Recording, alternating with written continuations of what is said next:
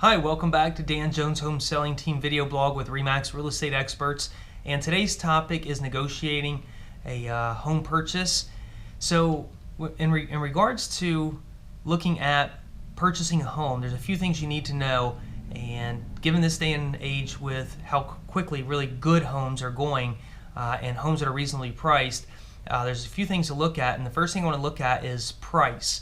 So a lot of people will tell me, hey Dan, on my first home, I got it for a great deal. I got it $30,000 less than the actual list price, and the home was listed at $300,000, so I got it for $270,000. You know, I stole the home from the folks. And other folks come up to you and say, hey, you know what? I purchased this home. It was listed at $270,000, and I bought it for $271,000, $272,000 perhaps.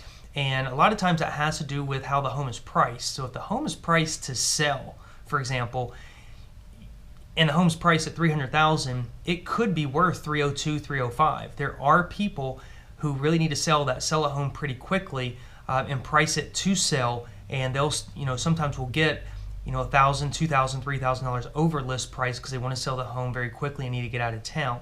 Other times they price it extremely high, and you'll see the home sit for 30, 60, 90 days with decrease in price to finally get the good deal that people think they got at $270,000 versus $300,000, where the home should have been priced at probably $265,000, $270,000 a long time ago. But in regards to negotiating a home and an offer, it's really important to keep in mind what the true value of the home is. So I know a lot of times a home might be worth X amount of dollars, however you're willing to pay X amount plus a little bit more because it has everything you really want in the home. So if you are willing to pay top dollar for the home, which we never recommend, there are ways to negotiate in and around to get you things, for example, your closing costs.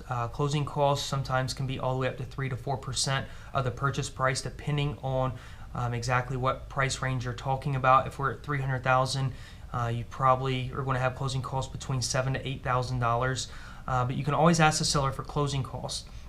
In addition, if there's any personal property there at the home, for example, a nice refrigerator, maybe a washer and dryer, if there's a big yard and they have a riding lawnmower, it could be something they don't even want to take with them because they're downsizing and going to a home that's maybe a patio home where they won't need, the $2,000 John Deere riding lawnmower. So certain things you can possibly ask for outside of the contract in regards to the actual purchase price and including everything within that.